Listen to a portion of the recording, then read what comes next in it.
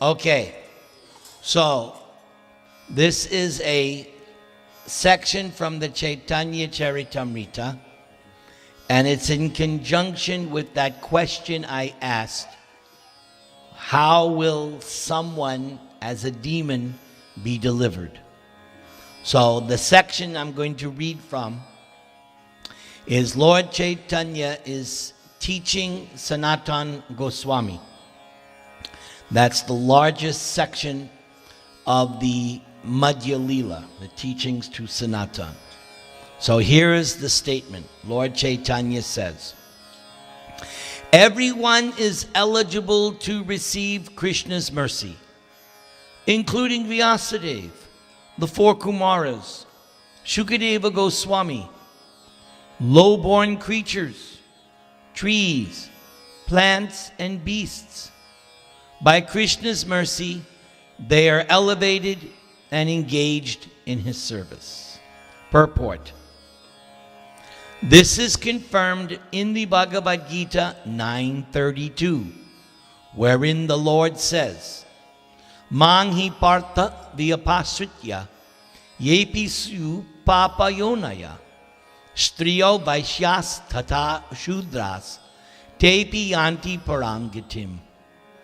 O son of Pritha, those who take shelter in me, though they be of lower birth, women, Vaishyas, Shudras, birds, hills, water, anyone can attain the supreme destination.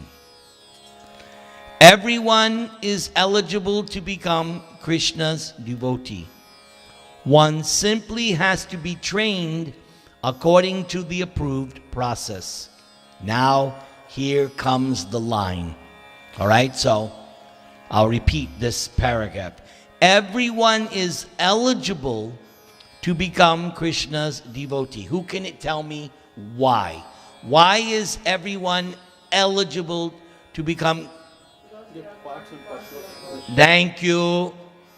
And doesn't Lord Chaitanya teach that love of God is already there, dormant in the heart? So that's the logic. Now listen to what Prabhupada says. One simply has to be trained according to the approved process. It is the work of Krishna's confidential devotees to turn everyone into a Krishna Bhakta. If the confidential devotees do not take up the task of elevating everyone to Krishna consciousness, then who will do it? So what's Prabhupada saying? So, in other words, you want to be a confidential devotee?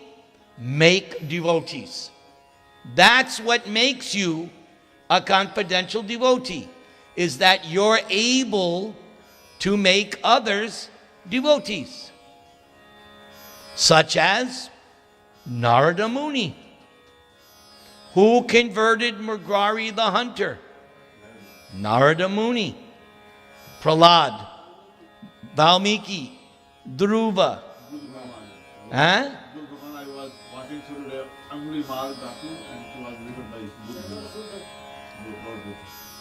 So, Narada Muni must be a confidential devotee because he makes devotees. And therefore, on that logic, we consider Prabhupada a confidential, because look how many devotees he made. All right, the purport continues. It is the work of Krishna's confidential devotees to turn everyone into a Krishna Bhakta. If the confidential devotees do not take up the task of elevating everyone to Krishna consciousness, then who will do it? The neophytes? That's the inference. If the confidential devotees, the neophytes aren't going to do it. It's the confidential. Now, Prabhupada, listen to what he says. Those who claim to be devotees but do not engage in Krishna's service to elevate all living creatures to Krishna consciousness are to be considered Kanishta Adhikaris, people in the lowest stage of devotional service.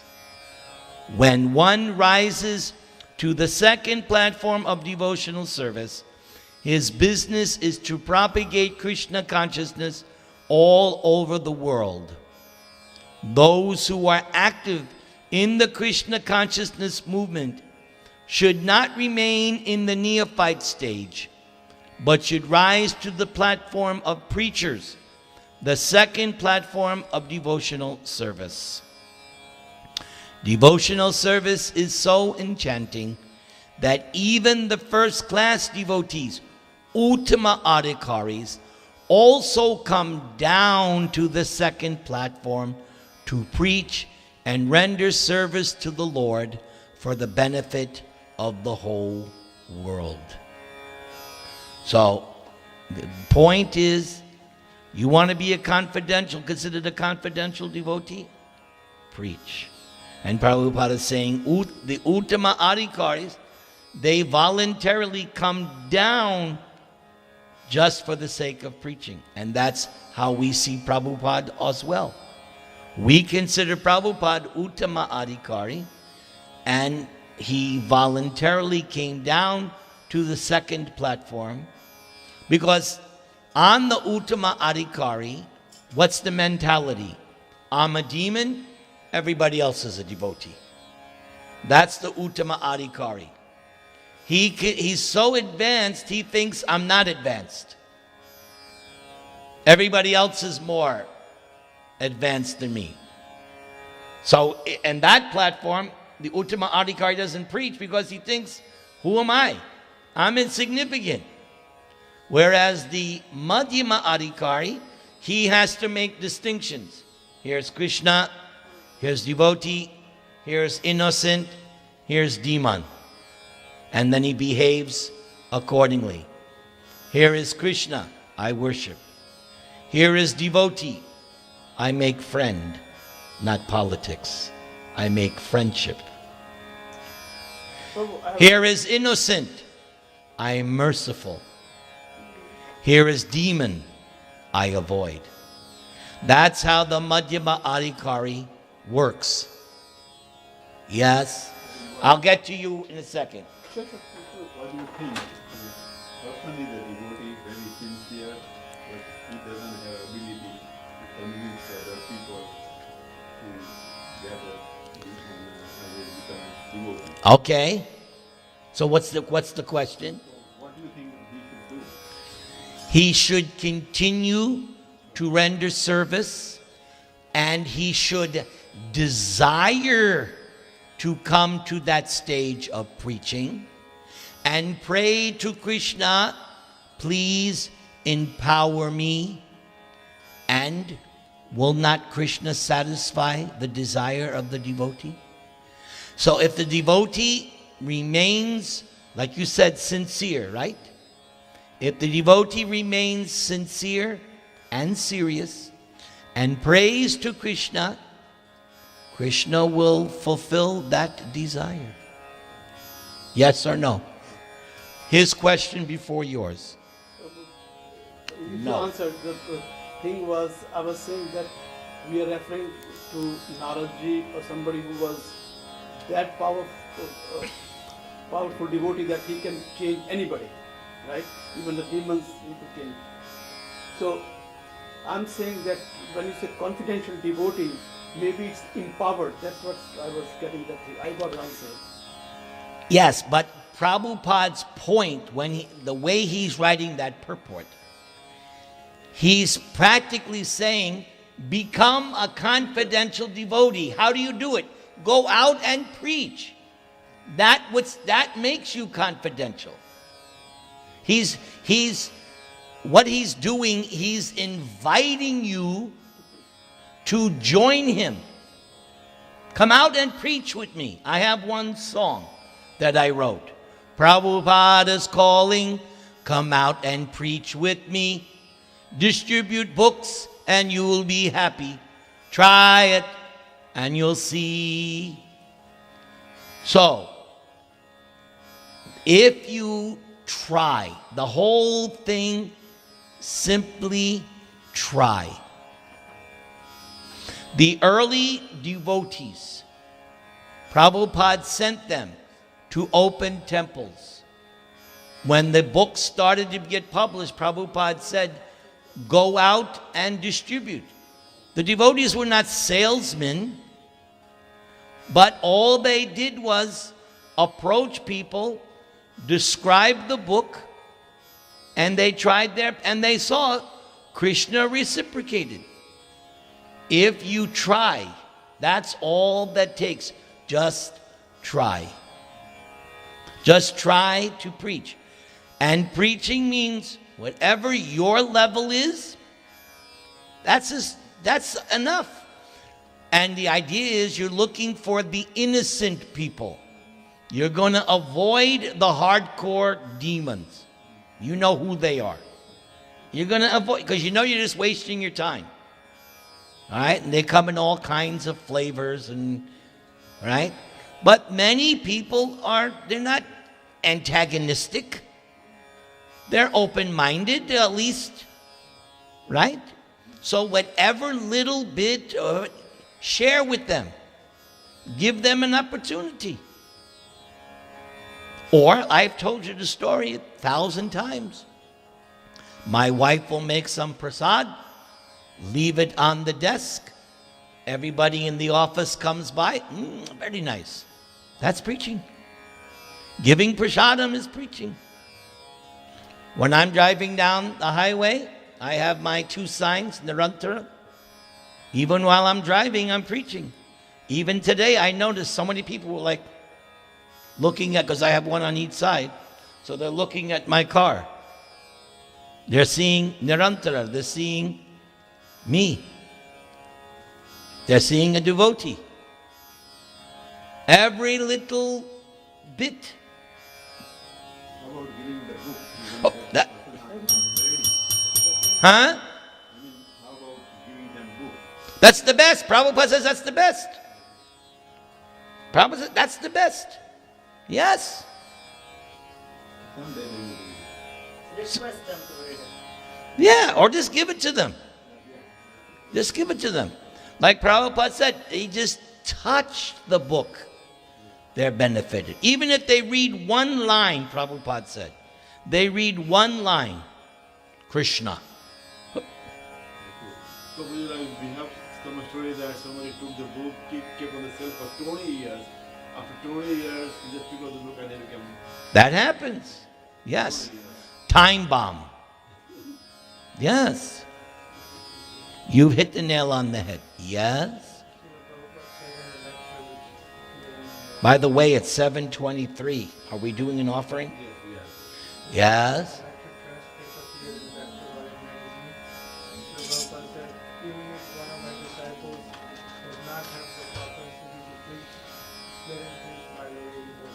Good. Teach by, yes.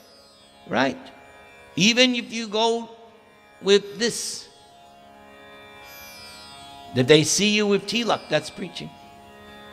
If they see you. All right. Shall we continue our Bhagavad-gītā? We're on text number 21, 16th chapter. Om Namo Bhagavate Vasudevaya. Om Namo Bhagavate Vasudevaya. Om Namo Bhagavate Vasudevaya. Trividham narakasyedam dwarang nashanam atmana kamakrodas tata lobhas tasmad etatrayam tyajet Trividham, of 3 kinds. Narakasya, of the hell. Idam, this. Dwaram, gate. Nashanam, destructive. Atmana, of the self. Kama, lust. Krodha, anger, tata, as well as lobha, greed, tasmat, therefore, etat, these, trayam, three, tyajet, one must give up. There are three gates leading to this hell: lust, anger, and greed. Every sane man should give these up, for they lead to the degradation of the soul. So before we go to the purport, I'm inspired on this verse. So, Ravan, he went to hell because of lust. You don't think he went to hell? How about the way he was killed? How about the way he was killed? How about his consciousness? Okay? He was living a hellish existence. He lost all of his sons. Is that an opulent life that you... Because hell is also on this planet too. How would you like to be living right now in Palestine or Ukraine? There are many places on earth right now that are just as good as hell. Yeah, you can be on an airplane and it's hell. Didn't they just shoot an airplane? So Ravan was also living a hell. He was tormented by that desire for Sita. And everybody was telling him, give it up, but he couldn't give it up, could he? And he lost all his sons, yes?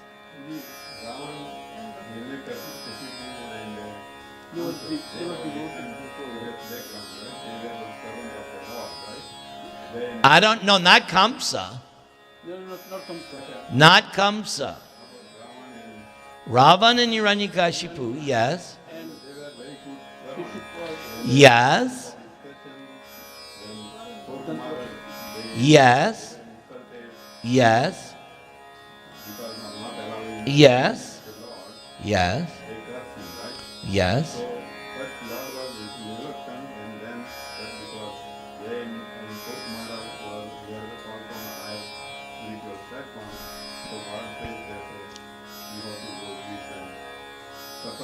Mm-hmm. If you become friendly with me, you will come back after 7 lives. Correct.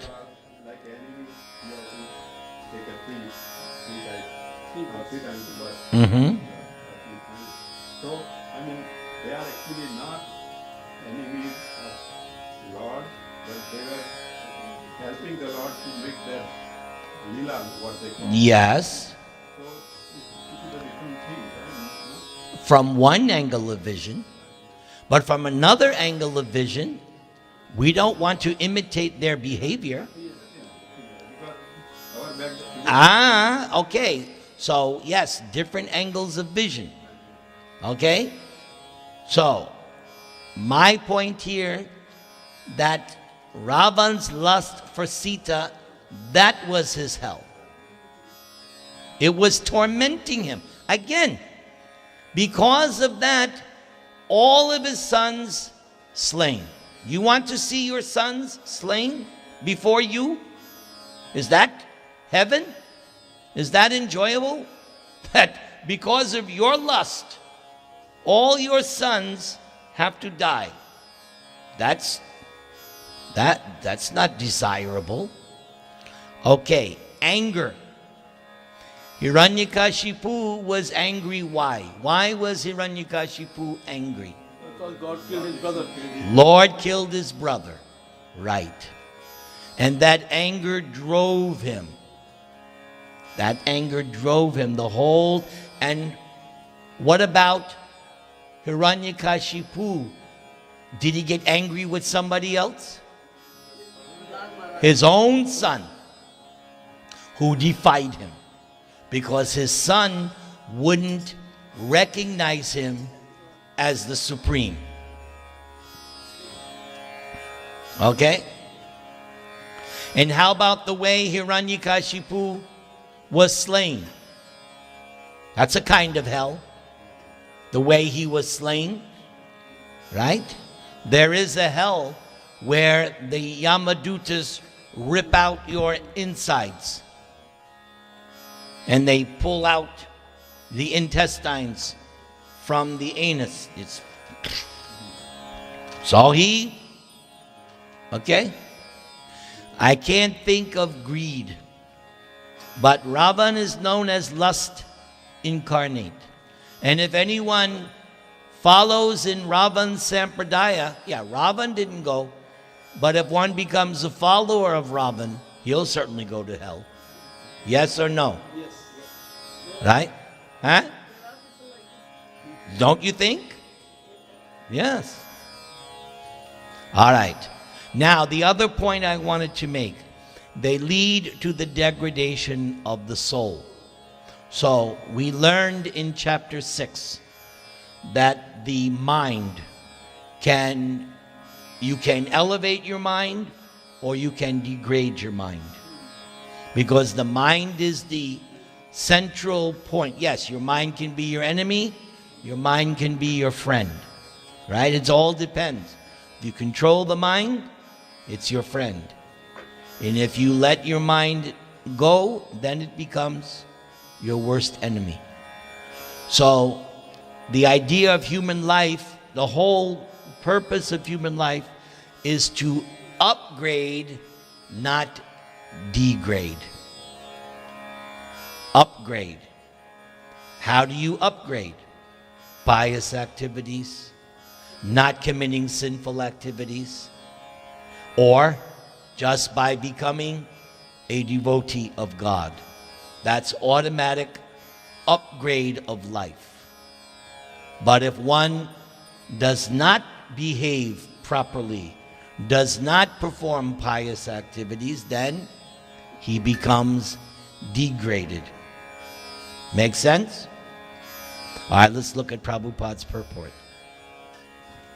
The beginning of demoniac life is described herein.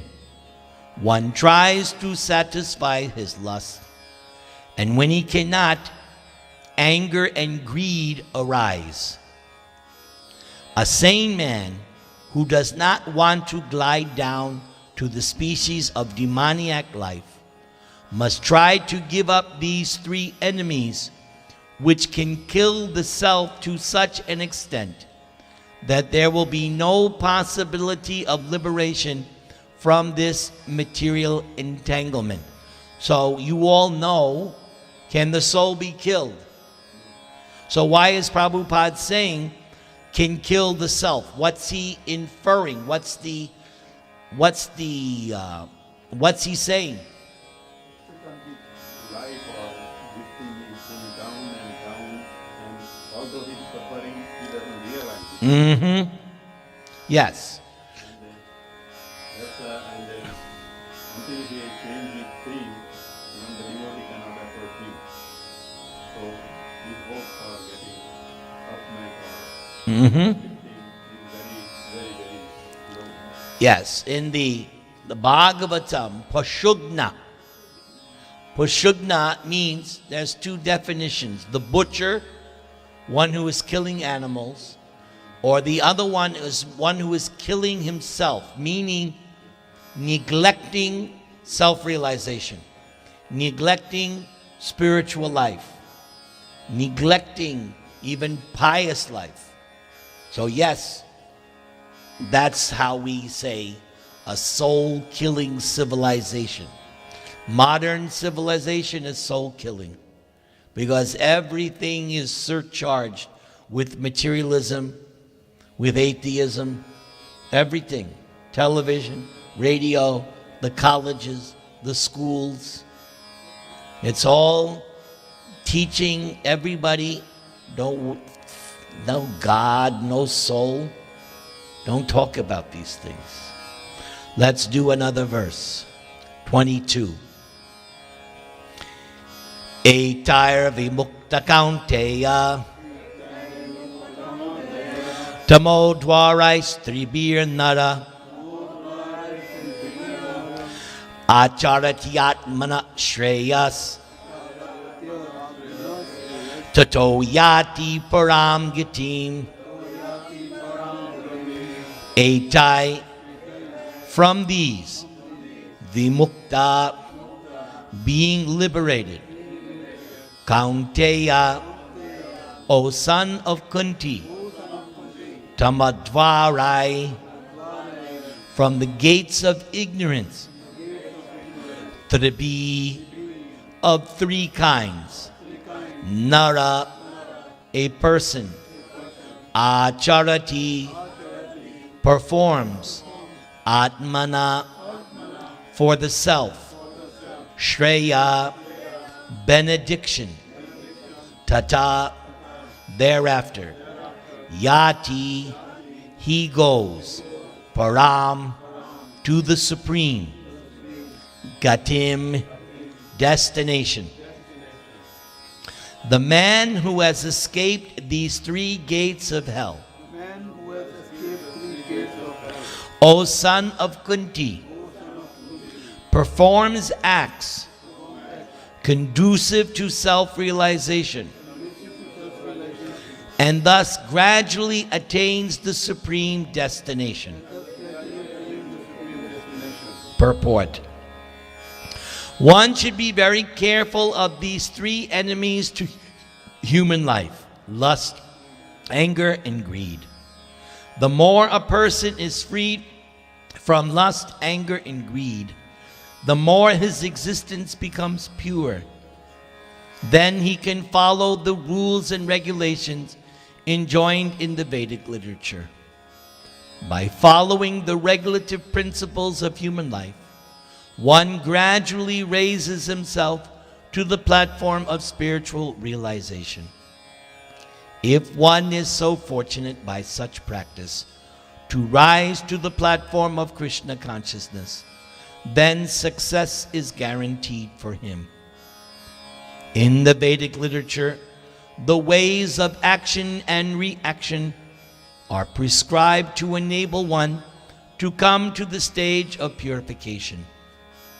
The whole method is based on giving up lust, greed, and anger. By cultivating knowledge of this process, one can be elevated to the highest position of self-realization. This self-realization is perfected in devotional service. In that devotional service, the liberation of the conditioned soul is guaranteed. Therefore, according to the Vedic system, there are instituted the 4 orders of life and the 4 statuses of life, called the caste system and the spiritual order system. There are different rules and regulations for different castes or divisions of society. And if a person is able to follow them, he will be automatically raised to the highest platform of spiritual realization. Then he can have liberation without a doubt.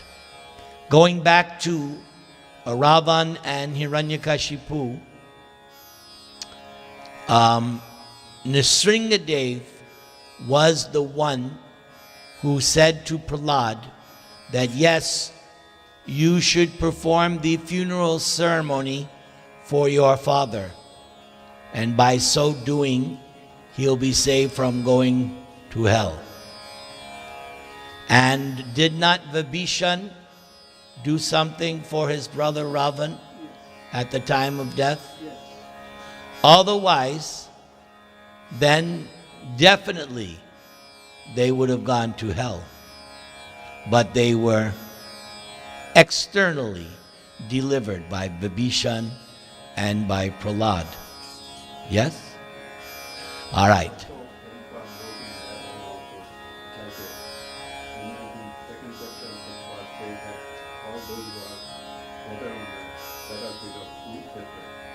They are going to be liberated, but because he is going to see their faces. So just like when hearing takes Mm-hmm. on the lap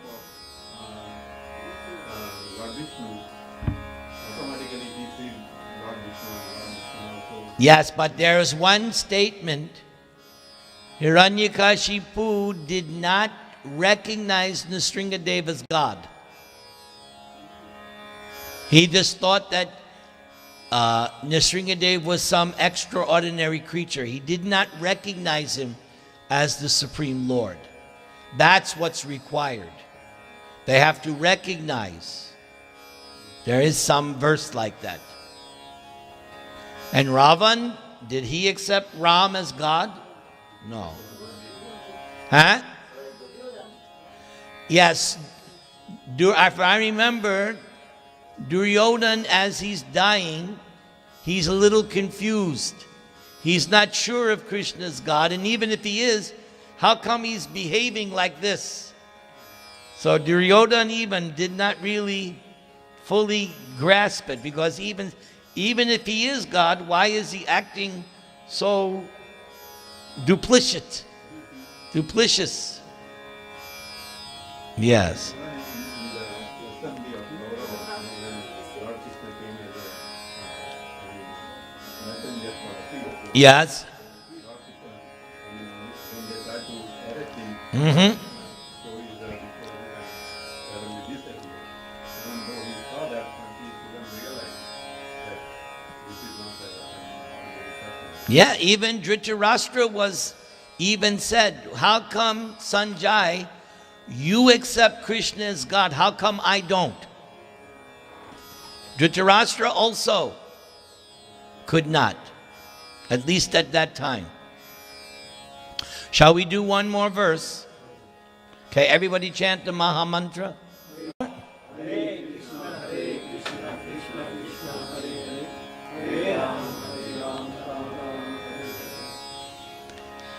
Good. Please repeat. Ya Shastra Vidim Utsrijya Vartate Kamakarata Na Sasiddhim Avapnoti Na Sukam Na Param Gatim. Ya, anyone who Shastra Vidhim, the regulations of the scriptures. Utsrijya, giving up. Vartate, remains. Kamakarata, acting whimsically in lust. Na, never. Sa, he. Siddhim, perfection. Avapnoti, achieves. Na, never. Sukham, happiness. Na, never. Param, the supreme. Gatim, perfectional stage. He who discards scriptural injunctions and acts according to his own whims attains neither perfection nor happiness nor the supreme destination. Purport. As described before, the Shastra Vidhi, or the direction of the Shastra, is given to the different castes and orders of human society. Everyone is expected to follow these rules and regulations. If one does not follow them and acts whimsically according to his lust, greed, and desire, then he will never be perfect in this life. In other words, a man may theoretically know all these things, but if he does not apply them in his own life, then is to be known as the lowest of mankind. In the human form of life, a living entity is expected to be sane and to follow the regulations given for elevating his life to the highest platform. But if he does not follow them, then he degrades himself. But even if he follows the rules and regulations and moral principles, and ultimately does not come to the stage of understanding the Supreme Lord, then all his knowledge becomes spoiled. And even if he accepts the existence of God, if he does not engage himself in the service of the Lord, his attempts are spoiled. Therefore, one should gradually raise himself to the platform of Krishna consciousness and devotional service. It is then and there that he can attain the highest perfectional stage, not otherwise. The word kama karata is very significant. A person who knowingly violates the rules acts in lust. He knows that this is forbidden, but still he acts. This is called acting whimsically. He knows that this should be done, but still he does not do it. Therefore he is called whimsical. Such persons are destined to be condemned by the Supreme Lord. Such persons cannot have the perfection which is meant for the human life. A human life is especially meant for purifying one's existence. And one who does not follow the rules and regulations cannot purify himself, nor can he attain the real stage of happiness. So that was my point. Ravan, Hiranyakashipu, they could not attain the real stage of happiness. Let's do the final verse, text number 24, and we will have finished another chapter.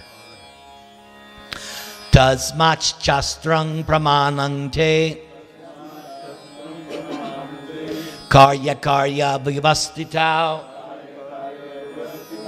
gyatva shastra vidhanoktam karma kartum miharhasi. Tasmat, therefore, shastram, the scriptures, pramanam, evidence, te, your, karya, duty, akarya, and forbidden activities, vyavastitau, in determining, gyatva, knowing, shastra, of scripture, vidhana, the regulations, uktam, as declared, karma, work, kartum, do, iha, in this world, arhasi, you should. One should therefore understand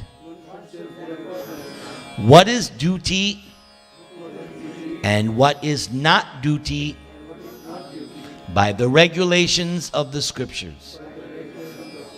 Knowing such rules and regulations, one should act so that he may gradually be elevated. As stated in the 15th chapter, all the rules and regulations of the Vedas are meant for knowing Krishna. What verse is Prabhupada referring to? What's the lines? That's right. Vedaischa sarvair aham eva vedya vedanta krid veda vid eva chaham. By all the Vedas, who's I? Thank you very much. If one understands Krishna from the Bhagavad-gītā and becomes situated in Krishna consciousness, engaging himself in devotional service, he has reached the highest perfection of knowledge offered by the Vedic literature. Lord Chaitanya Mahaprabhu made this process very easy. He asked people simply to chant Hare Krishna, Krishna Krishna, Hare Hare, Hare Rama, Rama Rama, Hare Hare, and to engage in the devotional service of the Lord and eat the remnants of foodstuff offered to the deity. One who is directly engaged in all these devotional activities is to be understood as having studied all Vedic literature. He has come to the conclusion perfectly. Of course, for the ordinary persons who are not in Krishna consciousness or who are not engaged in devotional service, what is to be done and what is not to be done must be decided by the injunctions of the Vedas. One should act accordingly without argument. That is called following the principles of Shastra or Scripture. Shastra is without the four principal defects that are visible in the conditioned soul: imperfect senses, the propensity for cheating, certainty of committing mistakes, and certainty of being illusion. These four principal defects in conditioned life disqualify one from putting forth rules and regulations. Therefore, the rules and regulations are described in the Shastra, being above these defects, are accepted without alteration by all great saints, acharyas, and great souls. In India, there are many parties of spiritual understanding, generally classified as two: the impersonalist and the personalist. Both of them, however, lead their lives according to the principles of the Vedas. Without following the principles of the Scriptures, one cannot elevate himself to the perfectional stage. One who actually therefore understands the purport of the Shastras is considered fortunate. In humans, this is big. Listen carefully. In human society, aversion to the principles of understanding the Supreme Personality of Godhead is the cause of all fall downs. That is the greatest offense of human life. So that to me should be bold, italics, big print. Aversion to the principles of understanding the Supreme Personality of Godhead is the cause of all fall downs. That is the greatest offense of human life. Therefore, Maya, the material energy of the Supreme Personality of Godhead, is always giving us trouble in the shape of the threefold miseries. This material energy is constituted of the three modes of material nature. One has to raise himself at least to the mode of goodness before the path to understanding the Supreme Lord can be opened. Without raising oneself to the standard of the mode of goodness, one remains in ignorance and passion, which are the cause of demoniac life. Those in the modes of passion and ignorance deride the Scriptures, deride the holy man, and deride the proper understanding of the Supreme Personality of Godhead. They disobey the instructions of the spiritual master, and they do not care for the regulations of the Scriptures. In spite of hearing the glories of devotional service, they are not attracted. Thus, they manufacture their own way of elevation. These are some of the defects of human society which lead to the demoniac status of life. If, however, one is able to be guided by a proper and bona fide spiritual master who can lead one to the path of elevation, to the higher stage, then one's life becomes successful. Thus end the Bhaktivedanta purports to the 16th chapter of the Srimad Bhagavad-gītā in the matter of the divine and demoniac natures. Krishna Kumar, we have finished another chapter. 2 more to go. Now, I have a little surprise for you. Since we just finished reading about the demons, here is a list of all the demons that Krishna killed in the 10th canto. Who was the first? Putana. Who was the first demon killed by Ram? So in both cases, woman. Very interesting, isn't it? What was the next demon killed by Krishna? What was that? Yeah, Shakatasur, the cart demon. After the cart demon, Trinavarta. What was that form? Yes, whirlwind tornado. What was the next demon? It's a hard one. Vatsa Asura, form of a calf, right? The next demon. But, wow, did you hear it? She knows. And I didn't give her the answers. All right? Now we're talking about demons killed. Okay, keep that in mind. So after Baka Asura, who's the next demon killed by Krishna? You know what? I missed that one. Agasura. I missed it. You get extra points. Very good. Wow, I missed that altogether. Wow, Rama. You get 3 dings. Okay, what's the next demon killed by Krishna? Anybody know? Think.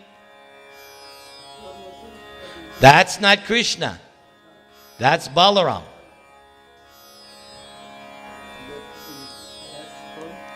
What's that? Donkey form? That's also Balaram. No, Pralamba is one. Dhenukasura is another. Anybody know? Keshi. What form did Keshi take? After Keshi?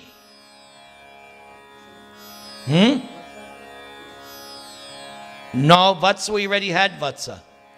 After Keshi is the, and this is where Radha Kund comes into creation. The bull. Arishta.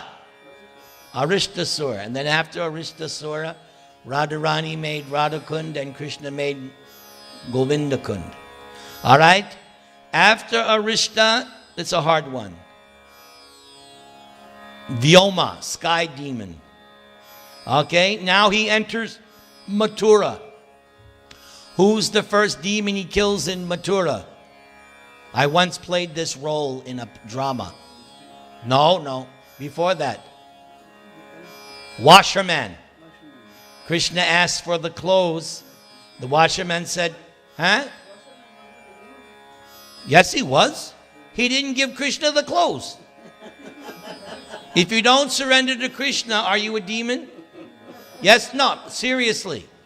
What's the definition of a demon? You don't surrender to Krishna. Krishna asked for the clothes. The washerman chastised Krishna. Don't you know that this belongs to King Kamsa? And he said, you're going to be punished. No, you got punished. All right? So after the washerman, who's next? Kubja got killed? I'm talking about getting killed. Notice we didn't say Kaliya, right? Because he wasn't killed. So Kubja did not get killed. Well, before the elephant, it ties in with the elephant. There's something. There's going to be a sacrifice. What's the sacrifice?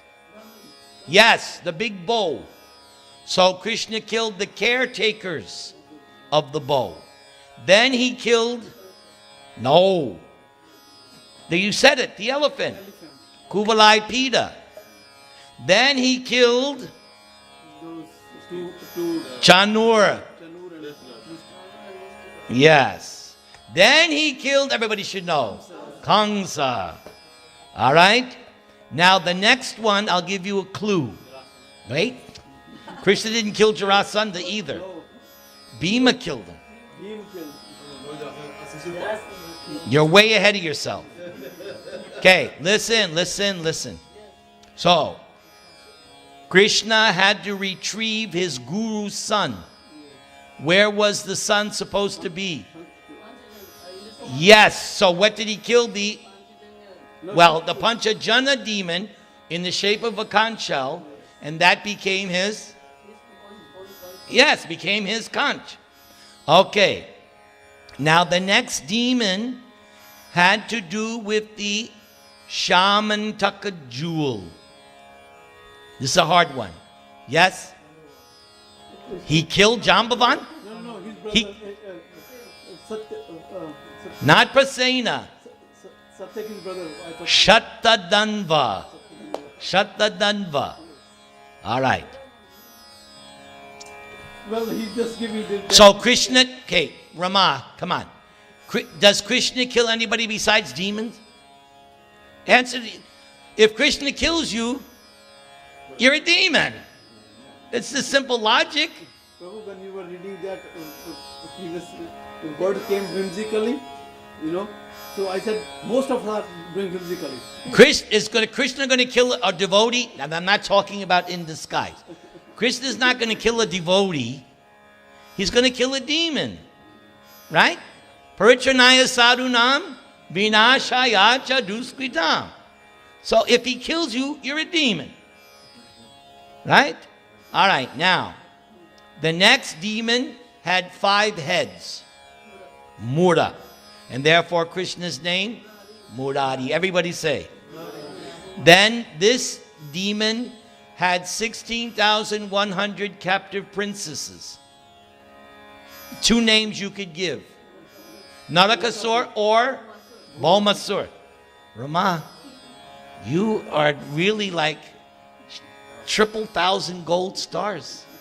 Okay, this next demon, he said to Krishna, I am Vasudev, give me back my Sudarshan chakra.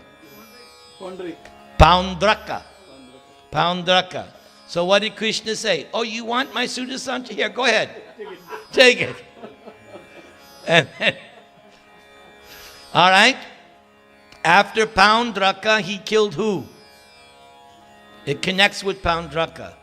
It's a hard one. The king of Kashi. And then after that, the king of Kashi's son, there was another demon, Sudakshina. All right. Then who did he kill? Yes, Shishupal. Then, you're jumping. Somebody attacked Dwaraka while Krishna was here doing with Shishupal. Right after that, Krishna did not go back to Dwarka right away. He stayed in Hastinapur. Shalva. And what did Shalva get from Lord Shiva? I don't know if it was 3. It doesn't say 3. 1. That's the different one. The 3, that's a different one. But he had a big, mysterious, city-like airplane that could, disappear like this. And anyway, that's another. Okay, so after Shalva then, Dantavakra. Now, I just heard today in one of my lectures I gave in 2010. I'm listening to my lectures. And Dantavakra, after the killing of Shalva, where did Dantavakra attack? What city? It's very interesting.